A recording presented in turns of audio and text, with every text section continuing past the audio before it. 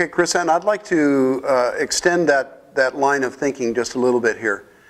If I were to be called into a court of law to testify before that court, one of the processes is I would raise my right hand and I would take an oath to tell the truth, the whole truth, and nothing but the truth. And if I was not to live up to that obligation, I would be held liable for perjury. There would be criminal penalties involved. So my question is that we have a situation in our country today where our government officials, politicians, even law enforcement, all up and down the chain of command, take an oath to preserve, protect, and defend the Constitution of the United States against all enemies, both foreign and domestic. They don't seem to take that oath very seriously because we see them defying it and disobeying it and perverting it almost on a daily basis. So my question is again, so what can we as normal citizens do to force the issue of them living up to their oath of office? All right, so here's the principle behind perjury is you have to knowingly perjure, okay? You have to knowingly be lying and knowingly violate your oath to speak the truth. I think the real problem here is that we have so many people who have no understanding of the Constitution. The oath that they've taken is meaningless.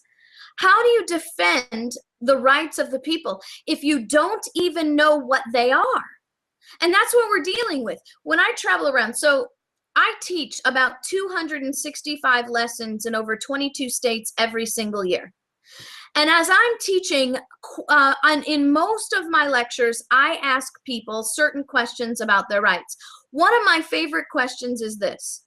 There are 5 liberties in the First Amendment. Name all 5.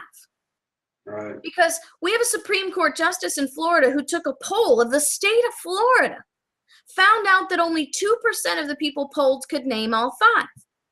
And so if that's the snapshot of the general public, only 2% can name all 5, that means that you have a large percentage of people out there who have taken that oath, who have no idea what these rights are. And if they don't know what they are, how can they defend someone in their exercise? When I was working for the constitutional law firm, defending people who'd been arrested for exercising their First Amendment rights, it was amazing to me that the law enforcement officers were so ignorant about those rights. They had no idea that they were actually infringing on someone's rights. It's not like they wake up every day and say, I hate the First Amendment. I hate free speech. I'm going to go arrest somebody that's speaking today.